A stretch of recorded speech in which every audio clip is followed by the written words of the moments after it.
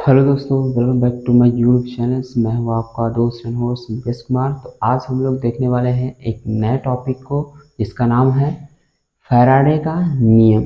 ठीक है, short form में हम बोल सकते हैं फैराडे का नियम, लेकिन ये फुल है, उसका नाम क्या है? फैराडे के विद्युत चुंबकीय प्रेरण के नियम। तो चलिए स्टार्ट करते हैं इसको देखना। इससे भी पहले मैंने कुछ वीडियो डाल रखे हैं, अगर आप लोगों ने नहीं देखा है तो उसे देख लीजिए। ठीक है, ये कौन सा हमारा विद्युत धारा के चुंबकीय प्रभाव का ही ये पार्ट है। चलिए स्टार्ट करते हैं। तो फैराडे का ये क्या है? हमारा पहला नियम है। ठीक है, फैराडे जी ने इस मामले में कितने नियम दिए थे? दो नियम दिए थे, जिसमें से हम अभी क्या है, पहला नियम देख रहे हैं। इसके बाद हम क्या कर रहे हैं, दूसरे नियम को भी देखेंगे।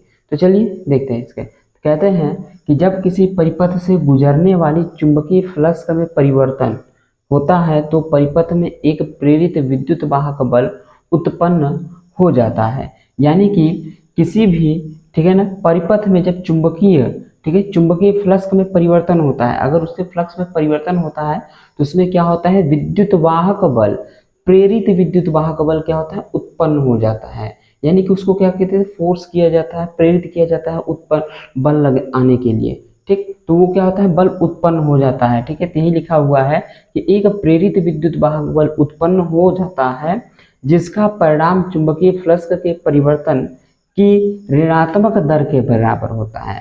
अब जब हमारा क्या होगा, बल उत्पन्न हो जाएगा, तो उस बल के उत्पन्न होने से क्या होगा, कुछ परिणाम निकल के आएंगे। तो वही परिणाम हमारा क्या कह रहा है, चुंबकीय फ्लक्स के परिवर्तन की जो परिवर्तन हुआ है उसके ऋणात्मक के बराबर है। ठीक है, यानी कि जब हमारा क्या होता है, परिवर्तन हुआ है फ्लक्स में, तो उसमें कुछ ऋणात्मक बिंदु हैं, और उन्हीं के जो हमारा विद्युत वाहक बल उत्पन्न हुआ है वो क्या है, उस ऋणात्मक के बिंदु के बराबर है। ठीक, तो ये कहते हैं फैराडे जी अपने पहले नियम में कहते हैं, जिस नियम के थ्रू हमारा क्या होता है, एक फार्मूला निकल के आता है, जो मैंने यहाँ पे ये फार्मूला आप लोगों के सामने लिखा हुआ है। ठीक है, जिसपे कुछ एक दो न्यूमेरिकल इस लेसन में अगर आते हैं तो वो बन जाते हैं। ठीक है, जिसमें क्या है, ये जो हमारा है, ठीक है, इसे क्या कहते हैं, फ्लक्स का में परिवर्तन। अब जैसा कि यहाँ ऋणात्मक के बराबर होता है, तो यहाँ इसलिए क्या है, माइनस का सिंबल लगा हुआ है।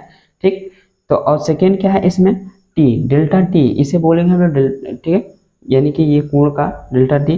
ठीक, ये क्या है, समय अंतराल। टी से मालूम है, जनरली जहाँ पे लगा होता है क्या बोलते हैं उसे, समय अंतराल से दिखाते हैं। ठीक है, तो आई होप आप लोगों ने फैराडे के फर्स्ट नियम को समझा होगा कि क्या है नियम, कैसे इसे फॉलो किया जाता है। ठीक है, तो अब चलते हैं हम लोग सेकेंड नियम को देखते हैं। तो चलिए अब हम लोग देखते हैं फैराडे के विद्युत चुंबकीय प्रेरण के दूसरे नियम को। ठीक है, कि इस नियम में फैराडे साहब क्या बोलते हैं कि इसमें क्या होता है, फ्लक्स कैसे काम करता है, कौन सा विद्युत वाहक बल उत्पन्न होता है। ठीक है, तो इसको देखते हैं।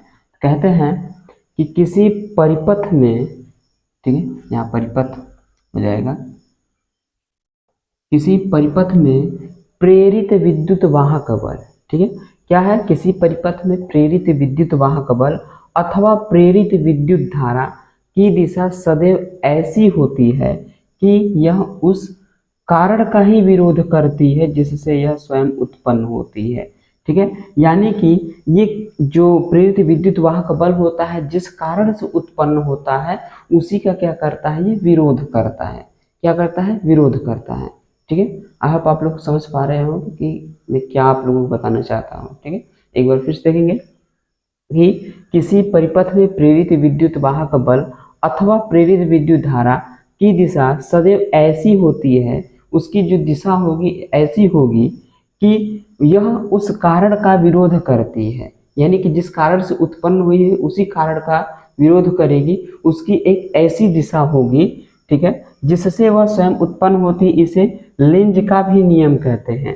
ठीक, ये यही जो है हमारा फैराडे जी का सेकेंड नियम है। ठीक है, तो क्या होता है, जिसमें क्या होता है, विद्युत वाहक बल प्रेरित होता है या फिर विद्युत धारा प्रेरित हुई होती है, उसकी एक ऐसी दिशा होगी, क्या करें, ये उसी दिशा का विरोध करती है जिससे वो उत्पन्न हुई होती है। तो इसे हम क्या कहते हैं, फैराडे का द्वितीय नियम कहते हैं। और इसी नियम को क्या बोलते हैं, लेंज का भी नियम बोलते हैं।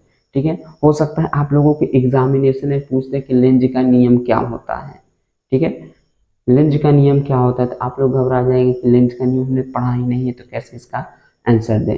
तो लेंज फैराडे के ही द्वितीय नियम को क्या बोलते हैं, लेंज का नियम बोलते हैं।